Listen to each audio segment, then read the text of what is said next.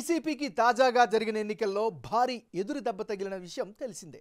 దీంతో ఆ పార్టీ బలోపేతానికి వైఎస్ జగన్మోహన్ రెడ్డి దృష్టి పెట్టారు. ఇప్పటికే పార్టీలో కొన్ని కీలక మార్పులు చేర్పులు చేస్తున్న ఆయన తాజాగా మరో కీలక నిర్ణయం తీసుకున్నారు. వైఎస్ జగన్ కుటుంబానికి అత్యంత సన్నిహితుడైన చంద్రగిరి మాజీ ఎమ్మెల్యే చెవిరెడ్డి భాస్కర్ రెడ్డిని రాష్ట్ర పార్టీ ప్రధాన కార్యదర్శిగా నియమించారు. ఆయనకి ఏకంగా 25 పార్టీ అనుబంధ విభాగాల పర్యవేక్షణ బాధ్యతలను అప్పగించారు. అదే ఇప్పుడు వైసీపీలో అసంతృప్తికి కారణమైంది. సొంత సెగ్మెంట్లో కొడుకుని గెలిపించుకోలేకపోయిన చెవిరెడ్డి పార్టీ పటిష్టానికి ఏం పనికి వస్తారు అని పలువురు సీనియర్లు ప్రశ్నిస్తున్నారు. వైసీపీ రాష్ట్ర ప్రధాన కార్యదర్శిగా చెవిరెడ్డి భాస్కర్ రెడ్డిని నియమించారు పార్టీ అధ్యక్షుడు. పార్టీకి అనుబంధంగా ఉన్న 25 విభాగాల పర్యవేక్షణ బాధ్యతలు కూడా అప్పగించారు మాజీ ముఖ్యమంత్రి జగన్. వైసీపీకి తాజాగా జరిగిన ఎన్నికల్లో భారీ ఎదురుదెబ్బ తగిలిన విషయం తెలిసిందే. దీంతో ఆ పార్టీ బలోపేతానికి వైఎస్ జగన్మోహన్ రెడ్డి దృష్టి పెట్టారు. ఇప్పటికే పార్టీలో కొన్ని కీలక మార్పులు చేర్పులు చేస్తున్న ఆయన తాజాగా మరో కీలక నిర్ణయం తీసుకున్నారు. ఆ క్రమంలో జగన్ కుటుంబానికి అత్యంత సన్నిహితుడైన చంద్రగిరి మాజీ ఎమ్మెల్యే చెవిరెడ్డి భాస్కర్ రెడ్డికి కీలక బాధ్యతలు అప్పగించడంపై పార్టీ సీనియర్లు ఆగ్రహం వ్యక్తం చేస్తున్నారు.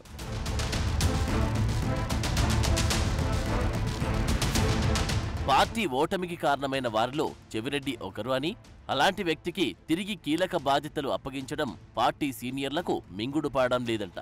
ఎన్నికల సమయంలో సొంత సర్వేలు చేయించి అటు తెలంగాణలో కేసీఆర్, ఇటు ఏపీలో జగన్ని చెవిరెడ్డి భ్రమంలో ఉంచారన్న విమర్శలున్నాయి.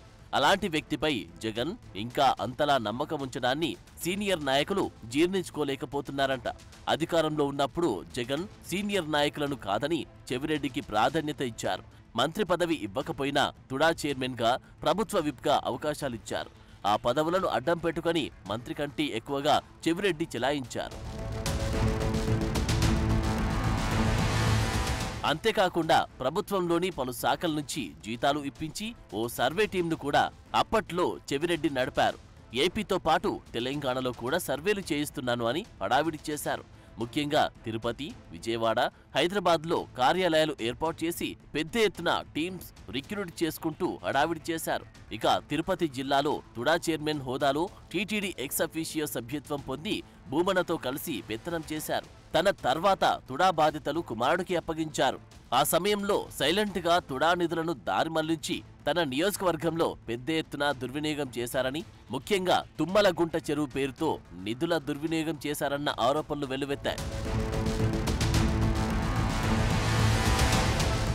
సర్వేల పేరుతో జగన్మోహన్ రెడ్డిని తప్పుదారి పట్టించిన వారిలో చెవిరెడ్డి కూడా ఒకరని ప్యాడర్ గట్టిగా నమ్ముతుంది. ఆయన సర్వేలు పార్టీని కొంపముంచాయని అంటున్నారు.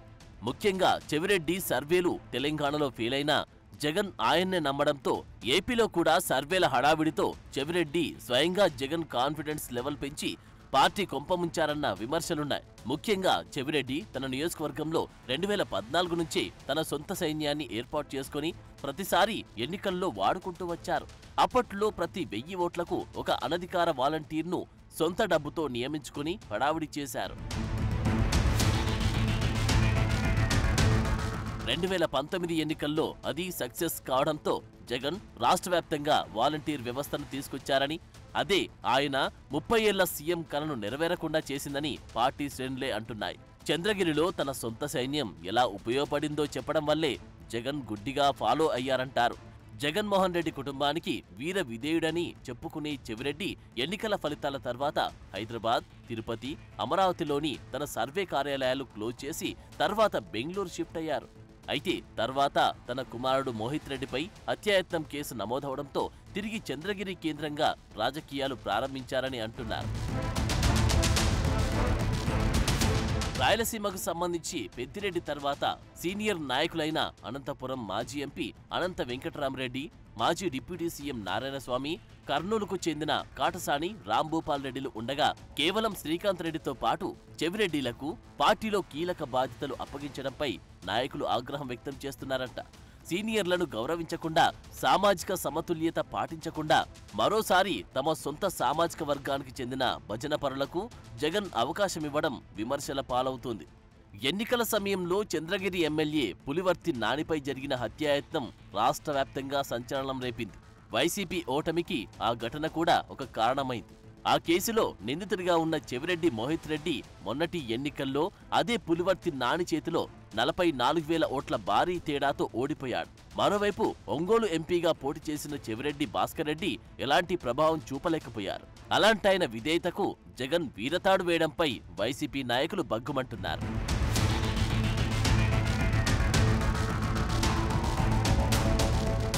చెవిరెడ్డి సర్వేలు నమ్మి జగన్ చాలా చోట్ల అభ్యర్థులను మార్చేశారు. అలా పోటీ చేసే అవకాశం కోల్పోయిన నాయకులైతే ఇప్పటికీ చెవిరెడ్డికి పార్టీలో దక్కుతున్న ప్రాధాన్యతతో సొంతదారి చూసుకునే పనిలో పడ్డారంట. మొత్తం మీద చెవిరెడ్డి భాస్కర్ రెడ్డికి జగన్ అంత ప్రాధాన్యత ఇవ్వడం వెనుక చాలా లెక్కలే ఉన్నాయంటున్నారు. ఒకానొక దశలో మంత్రి పదవిని కూడా ఆశించకుండా ఆయన పనిచేశారు. అంతేకాదు ఎంతో మంది పోటీలో ఉన్నారని, తనకు లేకపోయినా పర్వాలేదని చెబుతూ చెవిరెడ్డి తన వినయంతో జగన్కు మరింత చేరువయ్యారంట. జగన్ ఇంట్లో మనిషిగా కలిసిపోవడం, జగన్ ఆలోచనల మేరకు పనిచేయడం Chevireddy speciality.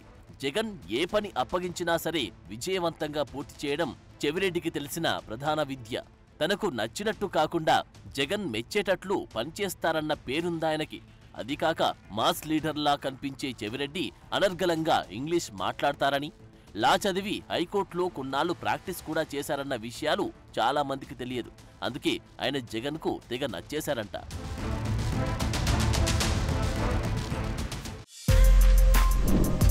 For more videos like this, subscribe Big TV channel.